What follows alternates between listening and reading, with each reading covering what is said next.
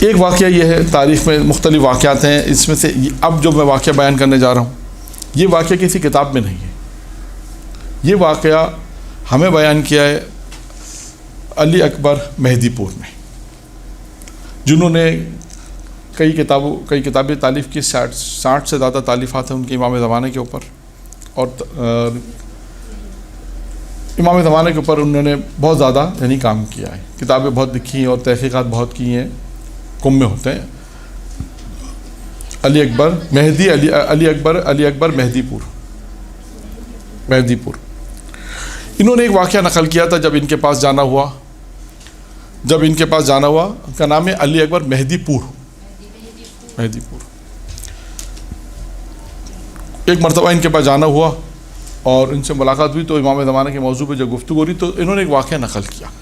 اچھا، اس واقعے کو بیان کرنے کا مقصد یہ کہ اس میں ایک پیغام ہے، اس پیغام کو نوٹ کرنا ہے کہ پیغام کیا ہے جو انہوں نے بیان کیا۔ اس واقعے میں خاص پیغام ہے، کیونکہ ان سے امام زمانے کے موضوعات پہ گفتگو ہو رہی تھی تو انہوں نے ضمنی طور پہ اس واقعے کو بھی گفتگو میں بیان کیا۔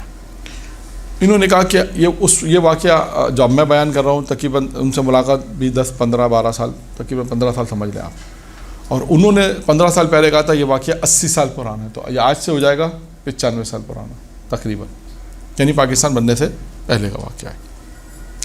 انہوں نے کہا کہ ہندوستان میں ایک شخص تھا، اس پہ قتل کا الزام لگ گیا، اس پر قتل کا الزام لگا، ہندو تھا وہ، اس پہ قتل کا الزام لگا۔ اب وہ اتنا پاورفل تھا اس زمانے میں، اس نے کہا میرے پاس اتنی سورس تھی کہ میں نے اس زمانے میں لندن سے ایک وکیل کو بلایا، اور وکیل نے کم از کم یہ کیا کہ مجھے قید سے آزاد کرا دیا، لیکن کیس ختم نہیں کرا سکا۔ وہ آدمی یہ کہتا ہے، یعنی علی اکبر مہدی پور یہ بیان کرتے ہیں کہ وہ آدمی آیا کس کے پاس جس پر یہ کیس تھا؟ وہ آیا سید علی کے پاس۔ سید علی گدی نشین تھا اس زمانے میں ہندوستان میں، سید علی کے پاس آیا، اور سید علی کے پاس آ کے کہتا ہے کہ میں نے سنا ہے کہ تمہارا ایک امام ہے غیبت میں جو دوسروں کی مشکلوں کو حل کرتا ہے۔ کون آ رہا ہے؟ ہندو، اور کہہ رہا ہے کہ تمہارا امام غیبت میں نے سنا ہے کہ غیبت میں وہ دوسروں کی مشکل حل کرتا ہے، تم مجھے حل بتاؤ، میری مشکل اور مشکل اس سے بیان کر دی۔ مشکل یہ بیان کی کہ مجھ پر قتل کا الزام ہے، میں نے قتل نہیں کیا، اور میں نے ہندوستان اس زمانے میں لندن سے ایک وکیل بلا کر یہ کیس یہاں تک پہنچایا کہ اس نے مجھے قید سے رہائی دلا دی، لیکن کیس ختم نہیں کرا سکا۔ اچھا، اب اگر آپ نے یہ کیس ختم کرا دیا تو میں اپنی آدھی دولت آپ کے مذہب کو دے دوں گا، میں بہت دولت مند ہوں، بہت پیسہ ہے میرے پاس، بہت پیسہ، میں اپنی آدھی دولت آپ کے مذہب کو دے دوں گا، جتنا بھی میرے پاس مال ہے۔ یہ واقعہ نقل سید علی کے ساتھ ایک کلیددار کہتے ہیں جس کا حرم کی چابی ہوتی، کلیددار ایک حرم کی چابی تھی، ایک شخص تھا کلیددار کربلا، یعنی حرم امام حسین کی چابی اس کے پاس ہوتی تھی، کلیددار کہلاتا تھا وہ بھی وہاں برابر میں بیٹھا ہوا تھا، وہ بیان کرتا ہے کہ میں اس وقت سید علی کے پاس بیٹھا ہوا تھا جب یہ شخص آیا اور آ کے اس نے یہ بات بیان کی کہ اگر تمہارا امام مجھے میری مشکل حل کر دے تو میں اپنی آدھی دولت تشیع کو دے دوں گا۔ سید علی نے اس کو ایک عمل بیان کیا۔ سید علی نے کہا تم پہلے غسل کرو، لباس تبدیل کرو، اس کے بعد شیعوں کے قبرستان میں جاؤ اور کوئی یبن الحسن پکارتے رہو، یہ عمل انجام دو، پہلے غسل کرو، اپنا لباس تبدیل کرو، اس کے بعد لباس تبدیل کرنے کے بعد تم شیعوں کے قبرستان میں جاؤ، یبن الحسن پڑھتے رہو، یہ ورد کرتے رہو، یہ عمل کرو، انشاءاللہ تمہاری مشکل حل ہو جائے گی۔ پیر کا دن تھا، یعنی یہ کلیددار کہتا ہے کہ پیر کا دن تھا، جب وہ آیا تو پیر کا دن تھا۔ سید علی نے اس کو یہ عمل بیان کیا، اس کے بعد وہ اگلے پیر کو پھر آیا اور آ کر اب اس نے اپنا ماجرا بیان کیا، سارا قصہ بیان کیا کہ اب ہوا کیا، یعنی آپ سید علی نے جو قصہ، اور دولت لے کر آیا، اپنا مال لے کر آیا تشیع کو دینے کے لیے۔ پھر اس سے پوچھا کہ بتا تمہارے ساتھ ہوا کیا، تم جو کہہ رہے ہو کہ میرے پاس سے کیس ختم ہو گیا اور یہ آدھی دولت میں تشیع کو دینا چاہتا ہوں۔ تو اب انہوں نے سوال پوچھا کہ تمہارے ساتھ ہوا کیا، قصہ تو اب بیان کرو۔ پھر وہ بیان کرتا ہے، وہ کہتا ہے کہ جیسا کہ آپ نے کہا کہ یہ عمل انجام دو، میں نے غسل کیا، کپڑے تبدیل کیا، اور اس کے بعد پھر میں قبرستان میں گیا، اور وہاں پر جا کر یبن الحسن یبن الحسن پکارتا رہا۔ کہا 1 گھنٹہ ہو گیا، 2 گھنٹے ہو گئے، 3 گھنٹے ہو گئے، 4 5 گھنٹے تک میں یہ کنٹینیو پڑھتا رہا، یبن الحسن یبن الحسن یبن الحسن۔ تو مجھے ایسا محسوس ہوا کہ کوئی سوار کوئی گھوڑا سوار آ رہا ہے، یعنی گھوڑے پر کوئی سوار ہے میرے قریب آ رہا ہے، میں اس کو دیکھ نہیں سکتا، اس کے چہرے پہ اتنا نور تھا، تو چہرے پہ اتنا نور تھا میں اسے دیکھ نہیں سکا، مجھے صرف گھوڑے سے یہ اندازہ ہوا کہ کوئی اس پہ سوار ہے، گھوڑا آیا تو اس پہ اندازہ ہوا اس پہ کوئی شخصیت بیٹھی ہے، لیکن میں اس طرح چہرے پہ نور تھا دیکھ نہیں سکا۔ تو میں نے ان سے پوچھا کہ انہوں نے مجھ سے پوچھا کیا مشکل ہے تمہاری؟ اب اس نے جواب کیا دیا، اس نے کہا کہ اگر آپ وہی ہیں جس کو میں پکار رہا ہوں تو مجھے آپ کو بتانے کی ضرورت ہی نہیں۔ دیکھیے کیا بات کہ اس نے، ہاں اس نے کیا کہا، اگر آپ وہی ہیں جس کو میں پکار رہا ہوں تو مجھے اپنی مشکل بتانے کی ضرورت نہیں ہے۔ کہتے انہوں نے میری طرف دیکھ کر کہا جاؤ تمہاری مشکل حل ہو گئی، جاؤ تمہاری مشکل حل ہو گئی، تم پر سے کیس ختم ہے۔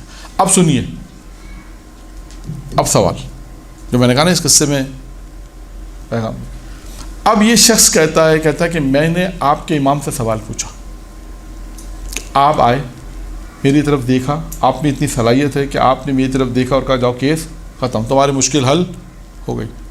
کب میں نے آپ کے امام سے سوال کیا کہ ہندوستان میں اتنے لوگ مشکلات میں، آپ ان کی مدد کیوں نہیں کرتے؟ اگر آج فرض کریں، اگر ہم بیان کریں تو کیا بیان کریں گے کہ پاکستان میں اتنے مشکلات، اتنے مومنین ان کی مشکل حل کیوں نہیں کرتے؟ تو اس نے کیا کہا، سنیں اب امام نے جواب کیا دیا۔ اس نے کہا کہ میں نے آپ کے امام سے سوال یہ کیا کہ ہندوستان میں اتنے لوگ ہیں، آپ میری مشکل کے لیے آ گئے، آپ ان کی مشکل کے لیے کیوں نہیں آتے؟ کہتے ہیں آپ کے امام نے جواب کیا دیا؟ کہا آپ کے امام نے ایک جواب دیا، آپ کے امام نے کہا کہ جس طرح تم نے پکارا وہ پکارتے ہیں، یہ ہے پکارنا امام کو اس طرح، یہ جواب دیا۔ اس کے بعد اس نے کہا کہ یہ آدھی دولت میں آپ کو دینا چاہتا ہوں، میرا مسئلہ حل ہو گیا۔ تو اب اس کے بعد سید علی بیان کرتے ہیں، سید علی کے ساتھ جو کلیدار ہے، سید علی نے کہا کہ ہمیں تمہاری دولت کی ضرورت نہیں ہے، شیعت کو تمہاری دولت کی ضرورت نہیں، ٹھیک ہے مشکل حل ہو گئی، اپنی دولت واپس لے جاؤ۔ کہتا ہے میں نے، کلیدار نے کہا کہ میں نے سید علی سے کہا بھائی نجف اشرف وہاں حوزہ علمیہ ہے، وہاں اس کو پیسے کی ضرورت ہے، یہ پیسے لے لو، کام آئیں گے، وہاں پر حوضہ علمیہ میں کام آئیں گے۔ وہاں تو اب کہتے ہیں سید علی نے پھر مجھے ایک جواب دیا، کہا جو نجف حوضے کا جو صاحب ہے یعنی امیر المومنین،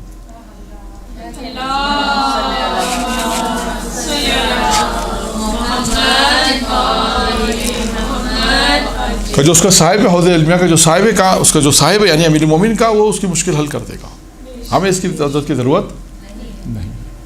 تو دعا کیوں قبول نہیں ہوتی، یہ ایک ہم نے بیان کر دیا، اور دوسرا کہ دیکھیں امام کو پکارنا کیسے، اس واقعے کے اندر یہ ایک درس یہ تھا کہ امام کو پکارنا کیسے، امام کو اپنے اس تمام کے تمام دل کی گہرائیوں کے ساتھ، جو ذمہ داری مومن کی، جو غیبت میں جو مومن کی ذمہ داریاں بیان ہوئی ہیں، اس میں بھی یہی ہے کہ آپ نے جو پکارنا ہے دل کی گہرائیوں کے ساتھ، گریہ کے ساتھ، آنسوؤں کے ساتھ امام کو پکاریں، اور پھر امام مدد کے لیے آتے ہیں اور مختلف واقعات موجود ہیں۔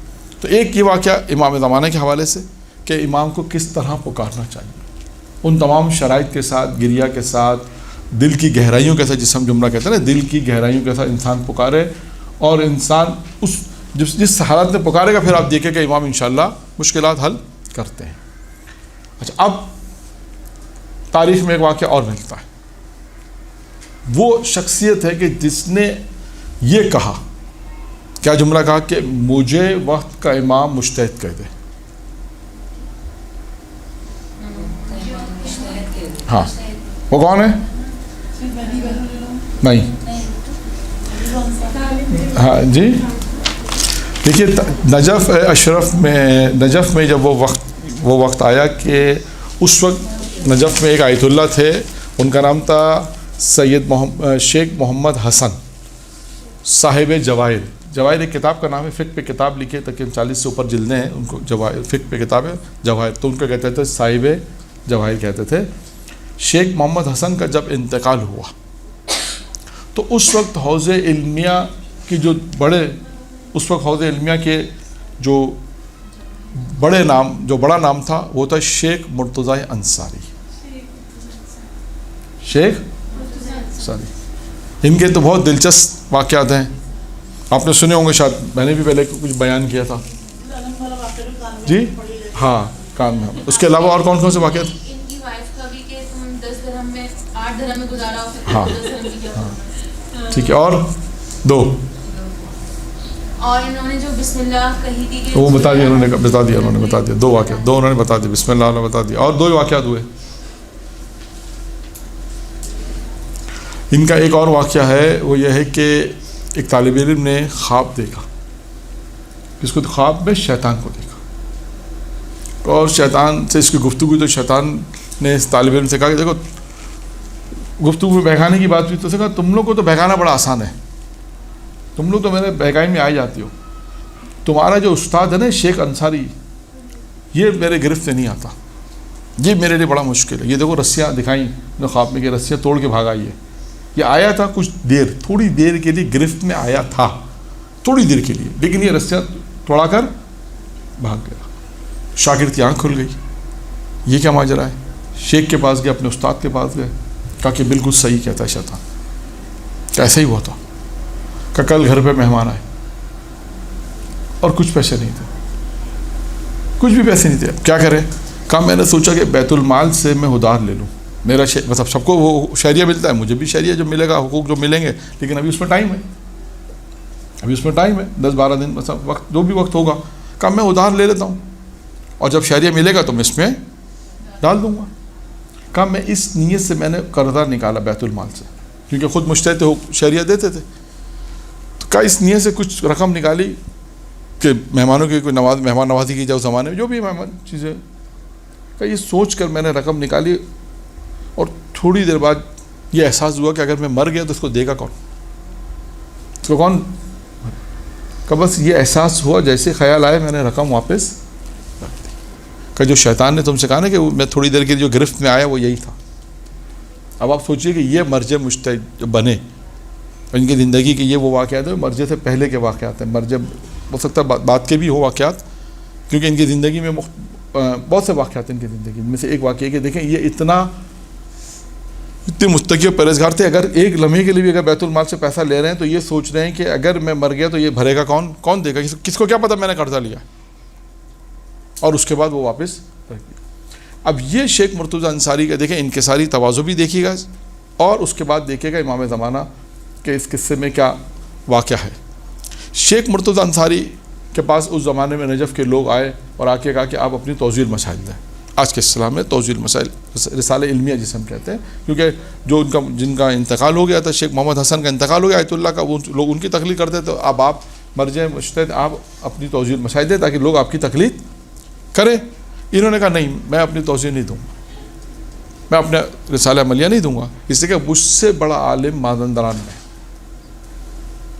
میں ہے.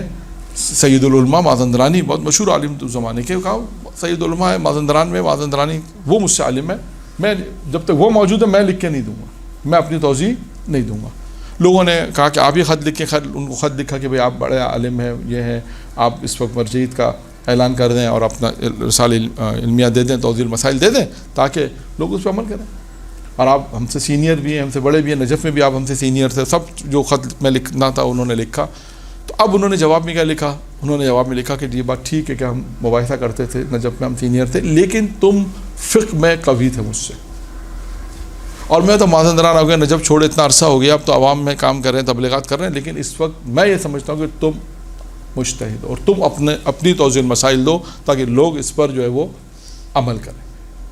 اب شیخ کے پاس جب یہ خط پہنچا تو شیخ نے کہا میں اپنے لیے مطمئن نہیں ہوں، میں اپنے لیے مطمئن نہیں کہ میں یہ کہوں کہ میں مرجع مجتہد ہوں، میں توضیح دوں. کہا جب تک وقت کا امام مجھے مجتہد نہیں کہے گا نا، جب تک میں توضیح نہیں دوں گا. رسالہ عملیہ جسے کہتے ہیں، میں نہیں دوں گا جب تک وقت کا امام مجھے نہ کہے کہ تم مجتہد ہو۔ اب آپ سوچیے، دیکھیں کتنا بڑا انہوں نے اظہار کیا کہ امام مجھے، وقت کا امام مجھے کہے کہ یہ کام تم یعنی مجھے یہ کہے کہ بھائی تم مجتہد، مجھے یہ کہے مجتہد ہیں تو میں اپنا رسالہ آپ کو دے دوں گا، توضیح المسائل۔ یہ بات انہوں نے کہہ دی۔ کہنے کے بعد کچھ عرصے بعد شیخ بیان کرتے ہیں، یعنی لوگ بیان کرتے ہیں، واقعہ لکھا ہے کہ ہم لوگ بیٹھے تھے کہ ایک شخصیت وارد ہوئی اور آ کر انہوں نے شیخ سے ایک سوال کیا۔ سوال کیا کیا؟ سوال یہ کیا کہ یہ بتائیے ایک عورت کا شوہر اگر مسخ ہو جائے، یعنی حیوان، یعنی انسان سے حیوان میں تبدیل ہو جائے، تو وہ عورت کیا کرے گی؟ اس کا کیا حکم ہے؟ وہ عورت کا کیا حکم ہے؟ تو انہوں نے کہا کہ پہلی بات تو یہ ہے کہ ہمارے جتنا میں نے پڑھا ہے اس میں اس قسم کا کوئی مسئلہ ہی نہیں ہے، یہ ہے ہی نہیں۔ جتنا میں نے پڑھا، جتنا میں نے مطالعہ کیا، اس میں اس قسم کی بات ہے ہی نہیں۔ انہوں نے کہا نہیں، فرض کرو اگر کوئی ایسا مسئلہ پیش آئے تو تمہارا اجتہاد کیا کہتا ہے؟ یعنی اگر ہم آج آپ کو سمجھائیں تو وہ امامی وہ شخصیت نے آگے جو سوال کیا تھا، فرض کرو تمہارا اجتہاد، اگر ایسا فرض ہو جائے تو تمہارا اجتہاد کیا کہتا ہے؟ تم پھر کیا کہتے ہو؟ تم نے اب وہ کہتے ہیں، اب وہ جواب کیا دیتے ہیں؟ جواب نے کہا دیکھیے، مسخ ہونا دو طرح سے ہوتا ہے، یہ ایک حیوانات میں تبدیل ہو جائے گا یا ایک جماعت، یعنی درخت بن جائے گا، پہاڑ بن جائے گا، یعنی کہ انسان درخت بن گیا، پہاڑ بن گیا، یا ایک یہ کہ انسان حیوانات بن جائے گا۔ دو طرح سے ہوگا۔